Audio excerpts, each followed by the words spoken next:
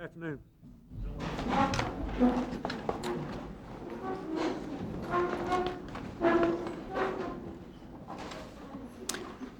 Ladies and gentlemen, 20 months ago, I came here to make a start to make America work for ordinary citizens again, to take on some tough issues too long ignored, to get our economic house in order. There have been some tough fights along the way, but I believe they were the right fights for our future. We came here with an economic strategy that was comprehensive and direct. Reduce the deficit, expand trade, increase investment in people and technology, and reinvent the government to do more with less. We pursued this strategy with discipline. Now we have fresh evidence that the national economic program we put into place last year is beginning to work for America. The Department of Labor reported today that the unemployment rate fell to 5.9%, a four-year low. And the economy has created about 4.6 million jobs since I took office. More jobs in high-wage industries were created this year alone than in the previous 5 years combined. It's not enough, of course. As the census report makes clear, there are still too many Americans working for low wages, living in poverty. There are places in rural and urban America where the recovery has not yet reached. But if you look at the changes since just a few short years ago, when we were exporting jobs and exploding the deficit, there's a great difference. We're getting our economic house in order. Jobs are being created at home. We're moving in the right direction. This Congress, as it concludes a difficult session, showed that it could make a difference for ordinary people when it put people and progress ahead of narrow interest and partisan obstruction. It didn't always happen, so let's begin with a look at the record. What's been done? What hasn't been done? Where do we go from here? Let's begin with what was accomplished.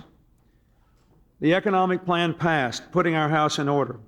It was historic deficit reduction, led by cutting over $255 billion in spending, cuts in 300 separate government programs, raising taxes or tax rates on only the top 1.2%, cutting taxes for 15 million working families with 50 million Americans in them, people who work full-time but still hover just at the poverty line, so that people will always be encouraged to choose work over welfare and won't have to raise their children in poverty if they do.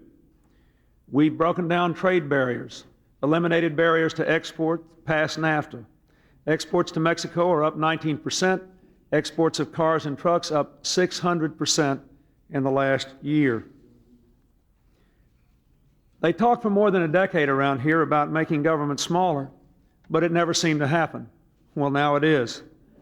Under our legislation, we're shrinking federal positions and cutting the federal workforce by 272,000 to its smallest size since the Kennedy administration. And now, again I say, private sector jobs are going up, the deficit is going down. For the first time in a generation, we've taken a serious assault on crime, passing the Brady Bill and the Crime Bill with its 100,000 prison cells, its 20% increase in police on the beat, its ban on assault weapons, its 3 strikes and you're out, and other penalty laws. The government is beginning to work for ordinary citizens in important ways. That's what the family leave law was about.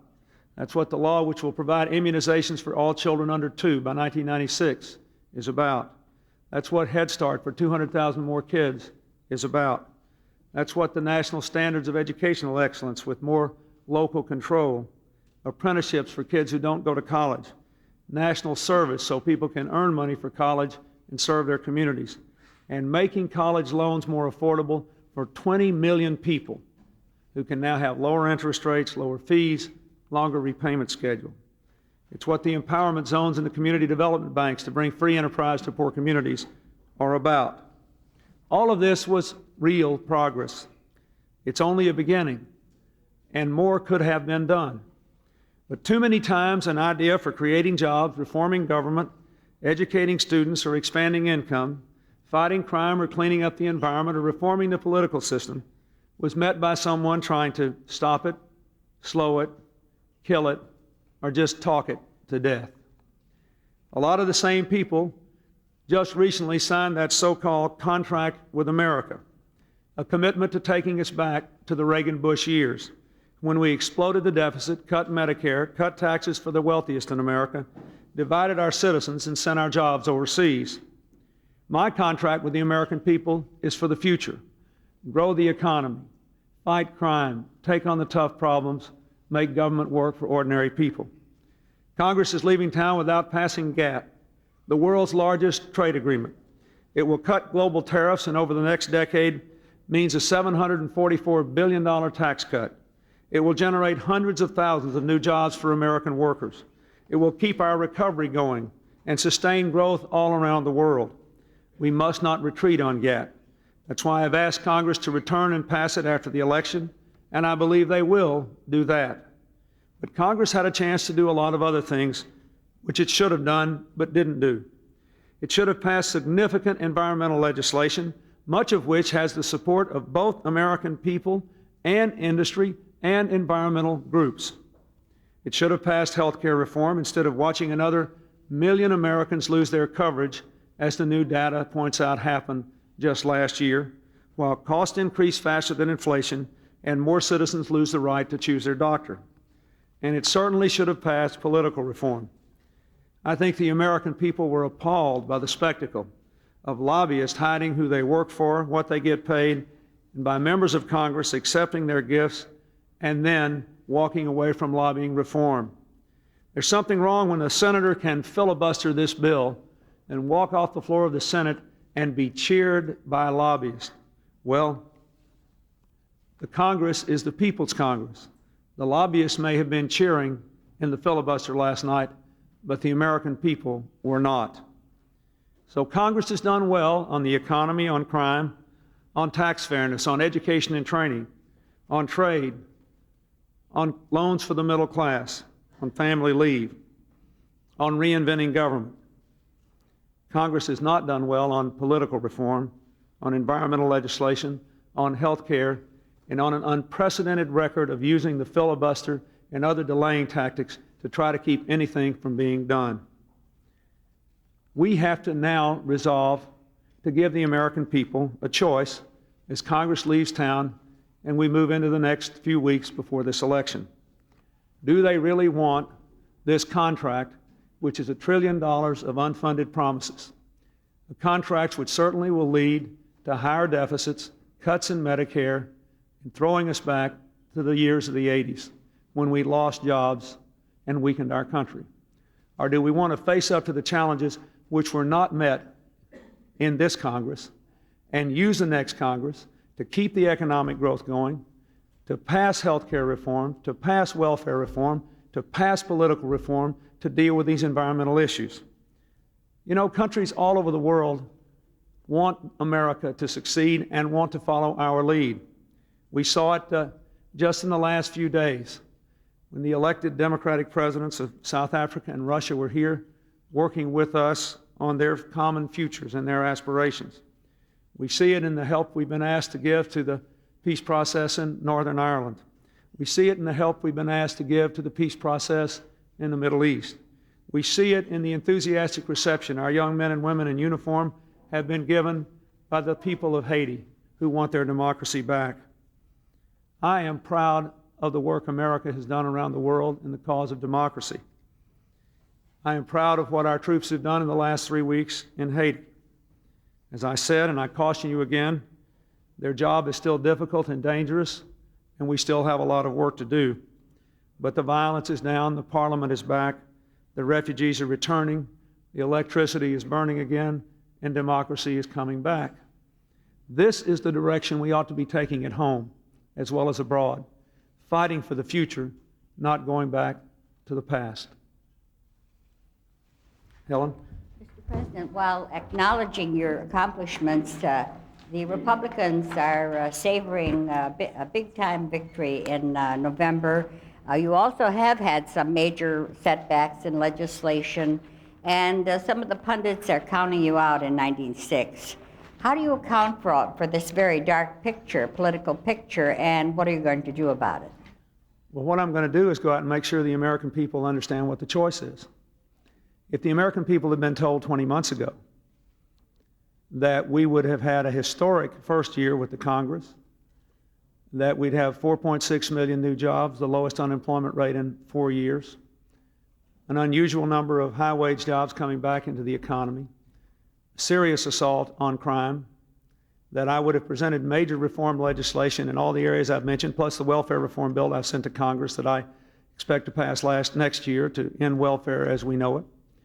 I think they would have been well pleased, and I think when they see what has been done and that we are going in the right direction, and then they see the alternative, the clear alternative, partisan gridlock by the Republican congressional leadership.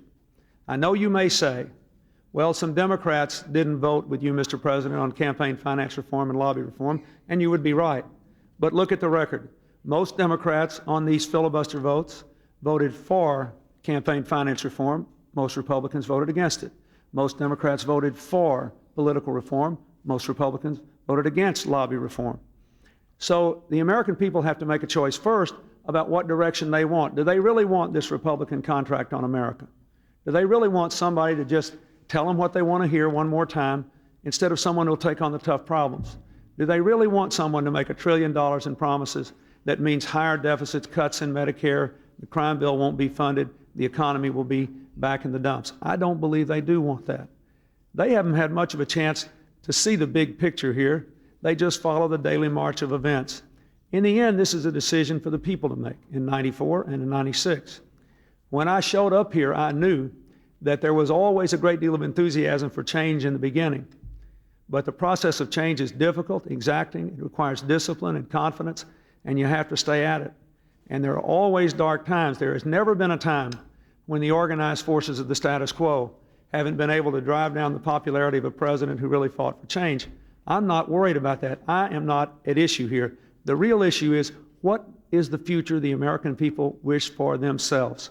And I am looking forward to having a chance to go out and say what I think the direction should be, and then let the people make their decision.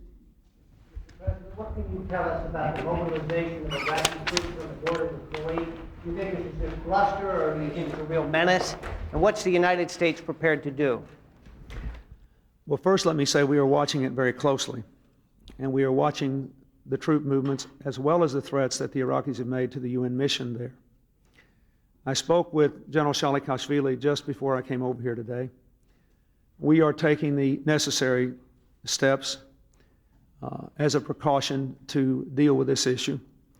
I don't believe I should discuss them in any greater detail, but let me say I think they are appropriate and necessary, and we are fully in agreement on the course we are taking.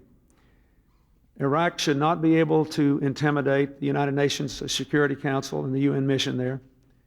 They should not be misled into thinking that they can repeat the mistakes of the past. If Iraq really is trying to say in some insistent way that what they want is relief from the UN sanctions, there is a clear way for them to achieve that relief. Simply comply with the United Nations resolutions. If they comply with the United Nations resolutions, they can get relief from the sanctions. There are clear rules, clear standards. This is not a mystery. So we have taken this matter seriously. We have responded with necessary precautionary steps. I cannot say more than that now, and I don't want to read more into it than has actually happened, but I'm confident we are doing the right thing. Yes, Andrea? Over the past 20 months, Mr. President, some people would say that you have made very strong threats against the Bosnian aggressors, that you have warned North Korea not to build even one nuclear bomb, yet now there's acknowledgement that they at least have one, if not more. There have been threats against aggressors in Haiti and compromise, leaving the option for the leaders to stay there. To what extent would you say that it is fair criticism that Saddam Hussein might be testing you because this country has not been strong enough in responding to aggression and to aggressive threats? Well, first of all, I think that if he were testing me based on the facts that you outlined, he would have a very gross misapprehension of the facts. When I ran for president and when I became president, I never said that the United States would take any unilateral action in Bosnia. And I defy you to find a time when I did say that. I said that we would work with our allies. The actions of force which have occurred in Bosnia have been largely as a result of the initiatives of the United States. The creation of the safe havens, the use of NATO air power out of its area for the first time in history, have largely been the results of the constant and insistent pushing of the United States. Secondly, with regard to Korea, I think that our actions in Korea and our policies to date have been appropriate, they have been firm, they have been deliberate. The implication of your remark was that they had a bomb-making operation going on during this administration. The evidence that has been cited in some press reports is quite different. It is that before I became president, they may have accumulated enough nuclear material to make a nuclear device or two. That has been the press reports. I fail to see how that shows a lack of resolve on our part since we have been here. I think we have pursued this course quite firmly. We were pushing the sanctions option if there was not a return to serious negotiations. There has been, and I hope those negotiations will succeed. In the case of Haiti, I think it is absolutely apparent to everybody that it was the literal imminence of the military invasion which is leading to a peaceful transfer of authority there. We have, after all, 19,000 plus troops in Haiti. We are proceeding with the transfer of authority. It plainly was the result largely of the credible threat of force, that a diplomatic solution permitting that threat of force to be instituted into the country in a peaceful rather than a warlike manner that resulted.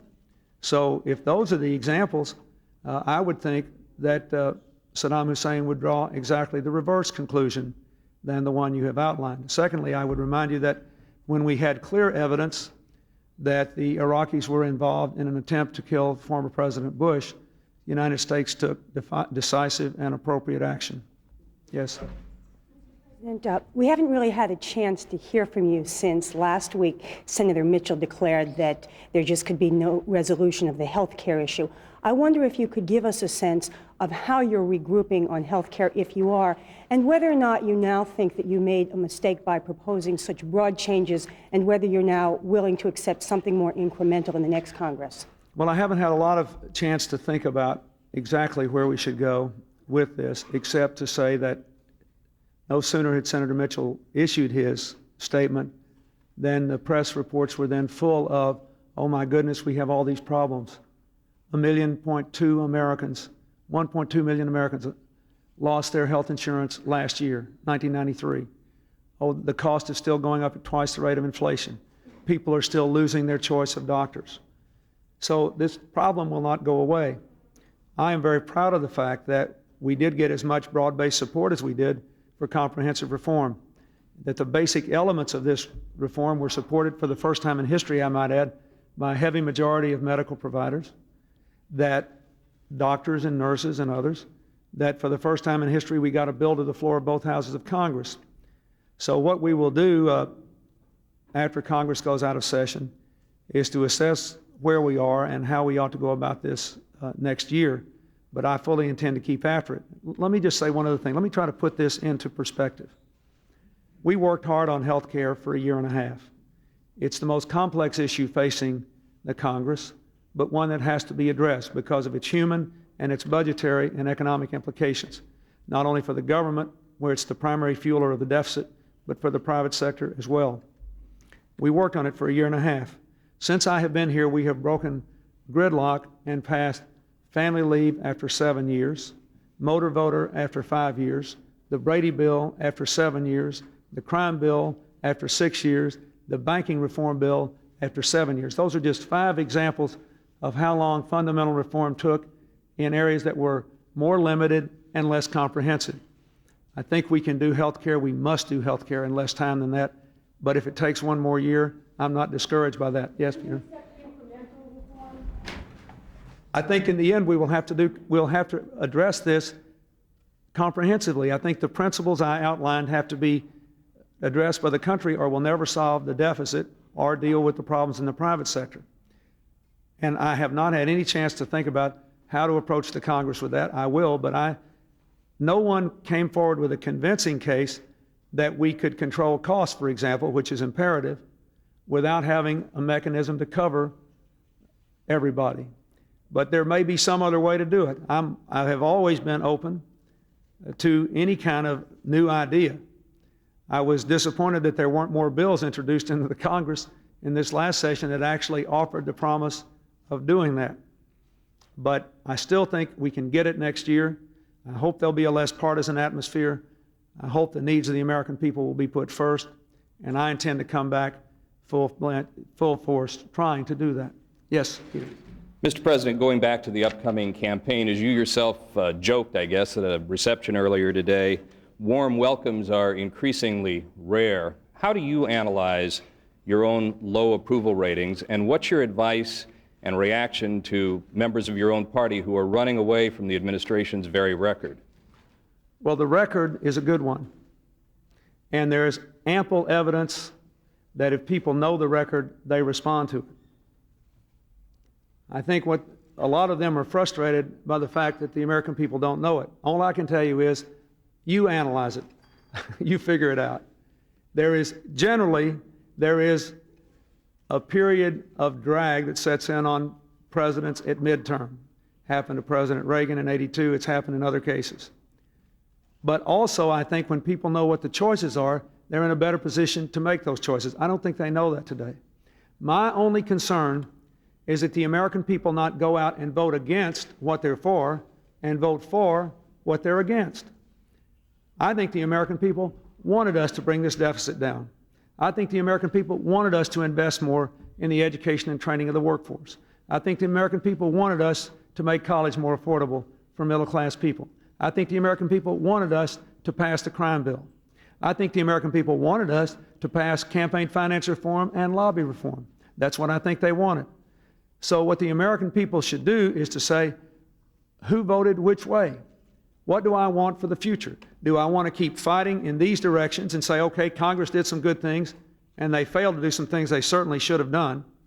Or do they want to go for this contract that the Republicans have put out on America, $1 trillion in promises, just like we had in the 80s, which explodes the deficits, cuts Medicare, shifts jobs overseas, and puts us back in the ditch? I don't think that that's the choice they'll make if they understand the choice before them.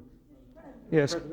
Mr. President, getting back to the situation in Iraq, could you tell us how many Iraqi troops are moving? How many troops are involved? Which are those troops? Are they members of the Republican Guard? How far north of Kuwait are they right now? And the second part of that question, Tariq Aziz, the Deputy Prime Minister of Iraq, said today that Iraq is complying with all of these UN sanctions. What specifically has Iraq not done that you want it to do that would result in its being allowed to export oil?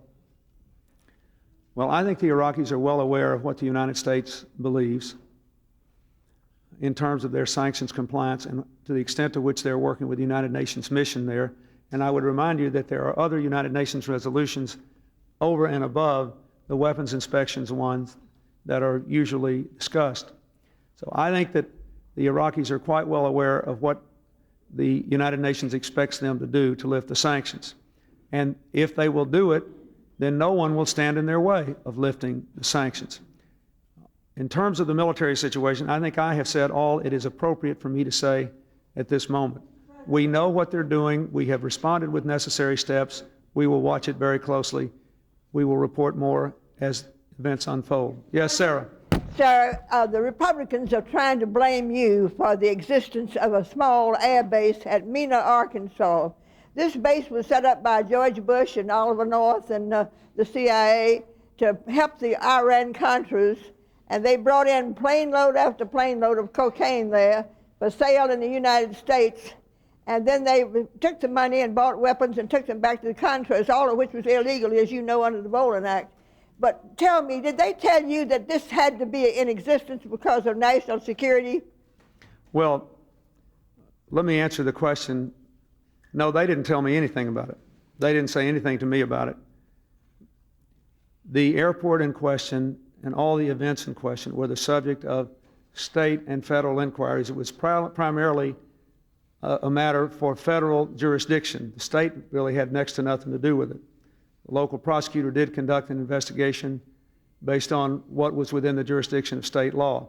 The rest of it was under the jurisdiction of the United States attorneys who were appointed successively by previous administrations. We had nothing, zero, to do with it, and everybody who's ever looked into it knows that. Britt, and then David. Saddam Hussein has misread the intentions of American presidents before. Without going any further than you care to into what may be the nature of these particular troop movements, what can you say to him today to make sure that he does not, because of your situation in Haiti, believe that you are perhaps vulnerable in the way that he thought your predecessor was vulnerable and do something that, that you don't want him to do? First of all, I rarely do this to any of you, but I thank you for asking the question in that way, because I do think President Bush's intentions were misunderstood, not because of anything President Bush did. And perhaps our position here might be misunderstood, not so much for the reasons that in your question were implied, but because we do have troops in Haiti and we are otherwise occupied. Saddam Hussein should be under no illusions. The United States is not otherwise occupied. We remain committed to the United Nations resolutions. We remain committed to the policy we followed before. The mistakes of the past should not be repeated. On the other hand, I would encourage you not to inflame this situation beyond the facts. Let us deal with this on the facts. We are monitoring what has actually happened. We are taking what we believe is factually appropriate steps, the necessary steps that any prudent administration would take under the same circumstances. So let us watch this with concern, but let us not blow it out of proportion. Let's just deal with the facts as they unfold. But it would be a grave mistake for Saddam Hussein to believe that for any reason the United States would have weakened its resolve on the same issues that involved us in that conflict just a few years ago. David? Mr. President, to go back to domestic matters for a moment, you mentioned looking at the record. I want to ask you about one part of the record that does not look so good. The Census Bureau reported that through the first year of your term, through the end of 1993, median income has gone down. The rich have continued to get richer. The poor have continued to get poorer. Income inequality has grown. Precisely the trends that you singled out as the reasons you were opposed to what happened in the 80s. Do you believe that you can reverse these trends in the next 2 years of your term? And if you cannot, how do you think you'll be able to convince the American people that your presidency has been a success? Well, first of all, let's put this in context. And that was a fair question, I think, properly asked. These trends have been developing for nearly 20 years, as you pointed out. I don't think anyone thought I could turn them around in a year, or that I alone could turn them around. And let me try to be clear about where I think responsibility lies here. Because I don't think it's fair to just say that the previous administration is completely responsible for these trends. I think their policies aggravated them to some extent, but more importantly, did not address them, which I think is the most important thing. What is happening in America that would lead incomes to go down or be stagnant among people who actually work full-time? And how could it continue even in a period of economic expansion? Indeed, how could it continue through expansions for 20 years? That is the question. The answer, it seems to me, is to be found in the following facts. Number one, for about 30 years, we have had a problem developing primarily in our urban areas and our very rural areas, where there was disinvestment of economic opportunity coupled with the breakdown of traditional family structures and community structures. So that you had a lot of people growing up and living in places where the only jobs available were low-wage jobs, or where there were too few good jobs. Number two, that's been going on for about 30 years. Number two, compounding that, for about 20 years, American jobs overall, certainly hourly wage jobs, have been set more and more and more in the context of a global economy. So that to whatever extent a person has a job in America that can also be done by somebody somewhere else living on a much, much lower wage, that person will be under great pressure either to lose the job or to have the wage lowered or at least never to get a wage increase. What is the answer to the problem and how might it be fixed? I think there are three answers, and we're pursuing all of them as best we can. First, increase the level of education and training of the workforce and make it more permanent for a lifetime. That's why we had the apprenticeship program. That's why we have the college loan program. That's why I'm trying to pass the reemployment system legislation that I introduced this year, but I think it'll pass next year. In other words, develop a system to raise the skill level of the workforce and the wages will rise. Secondly, follow policies that will change the job mix in America, that will tend to get more high-wage jobs here. That's why I believe so strongly in expanding trade. In the United States, when we expand trade, it drives the wages up.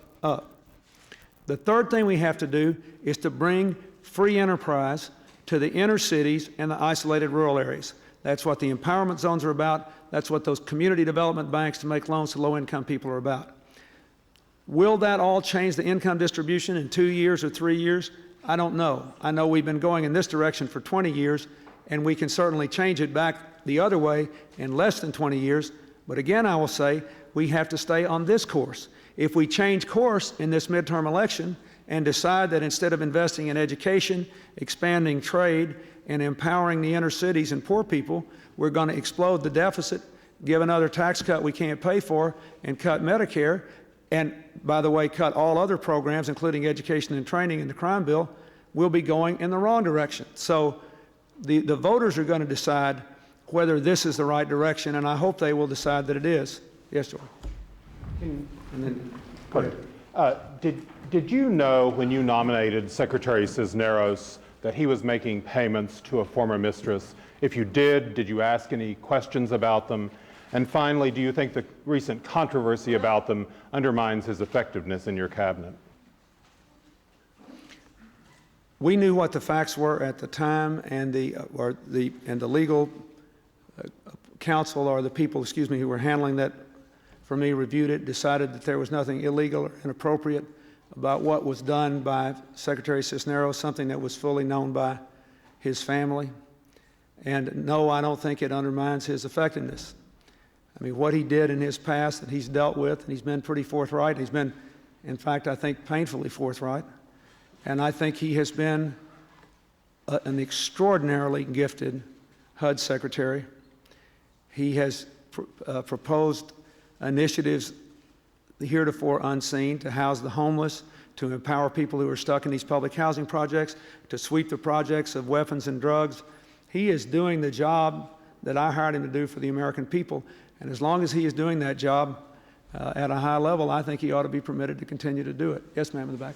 Mr. President, the Haitians in Guantanamo at least knew that you were working hard to get them out of there. What is the hope for the Cubans in Guantanamo? I'm sorry, what was the first part of your question? The Haitians in Guantanamo, they knew that you were working hard to get them out of there. What is the hope for the Cubans in Guantanamo? Well, we're working on that, and we're talking to them about that. As you know, some of them are going to Panama. Some of them will have to decide what it is they wish to do. Of course, any of them who go back to Cuba would be eligible to apply to come to the United States legally now under a much higher ceiling, and we think a substantial number of them would be in the category of people who could get in because of their family connections in the United States and the broadened definition of family connections under the new agreement, which raises the ceiling to 20,000 people we're taking in. Also, some of them are children or otherwise vulnerable, and we're looking at them and to seeing whether there should be any special considerations for them. Yes, Mike. Mr. President, you promised the middle class a tax cut 2 years ago during the campaign. Will you be able to keep that promise in the next 2 years? I can't give you an answer today because it depends upon how well the economy goes and what other considerations there are with the budget. And let me just give you an example of that. In this budget, because we began with a deficit that was bigger than we expected, the middle class tax cut essentially was capped at 15 million families, comprising about 50 million Americans, or only about 20% of our population. Would I like to do better than that? Yes, I would, but not at the expense of the economic recovery for the same middle class. So what we are looking at now in the context of the welfare reform legislation, the child support enforcement legislation, the other things we're trying to do to strengthen families, and is whether and to what extent we can address that issue. What are the revenue projections for the next 2 years? What are the other demands on state spending? How much can, on government spending, I mean, how much can we control the other costs? What do we absolutely have to do for defense? Because that's very important, as we've all seen in the questions you've asked me in this press conference. So I cannot give you an answer. Do I think it should be done? I still do. I don't think the federal tax system is much fairer than it was when I became president because of the tax cut for the working families just above the poverty line, and also because something we often forget, we made 90% of the small businesses in this country eligible for a tax cut last year in the economic plan. Any small business with a taxable income below $100,000 was also eligible for a tax cut. So I think we're doing better, but the tax code is not where it ought to be, and middle-class families, especially those with children, I think should look forward to a little more fairness, but I can't say how and how much yet. Mr. President, despite the economic expansion and the record you've been citing here today, the political mood in the country remains extremely sour. Your poll ratings are very low, but you're far more popular than the people up on Capitol Hill. How can you go out to the public, as you're going to do in the next couple of weeks, and argue that given the rate of failure, the record of failure you cited today, the people up there should be reelected, and that staying the course that is underway right now is good for the country? Well, it's easy to argue that staying the course we're underway right now is good for the country because these 2 years compare so favorably with the previous several in terms of economic direction, investment in people, and making government work for ordinary folks. That's easy to argue. What I think is important is to take the message to the American people in terms of what's good for them and what changes they want.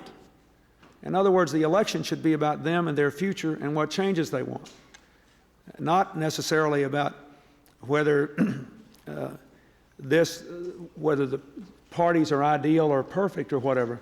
We're going through a period of change.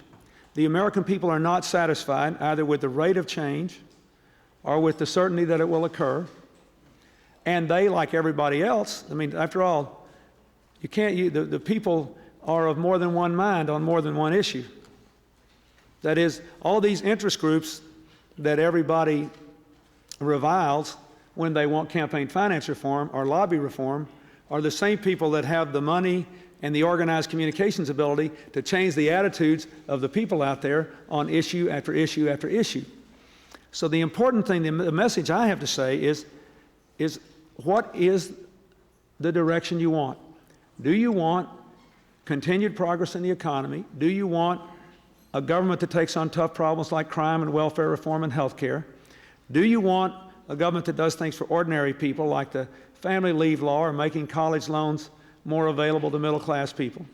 Or do you want this contract which says clearly, give us power and we'll take you back to the 80s. We'll give you $1 trillion worth of promises. We'll promise everybody a tax cut. We'll explode the deficit. We'll cut Medicare.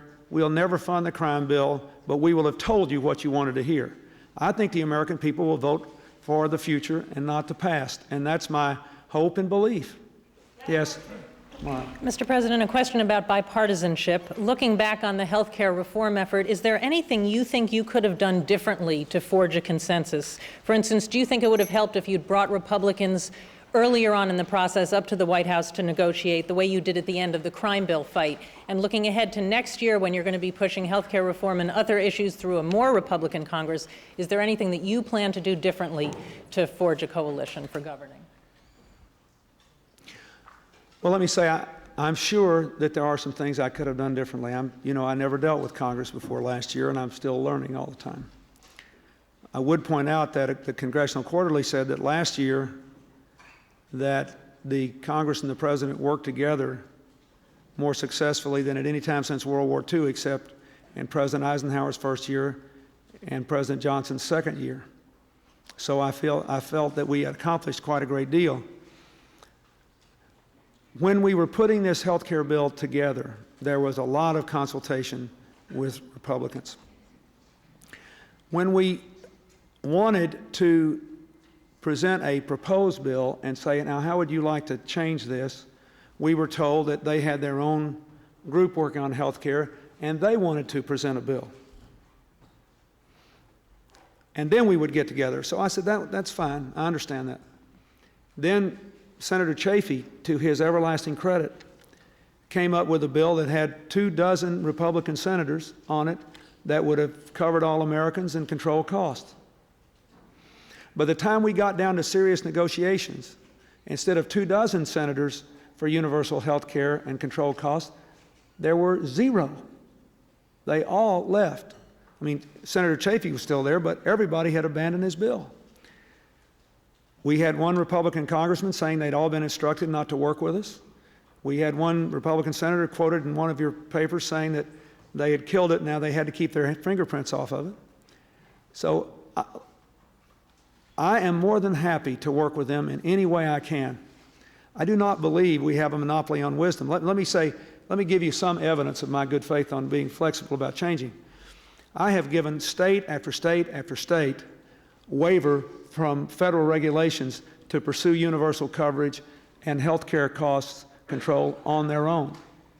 Tennessee has done some very exciting things, and by the way, gotten some very impressive results, I understand.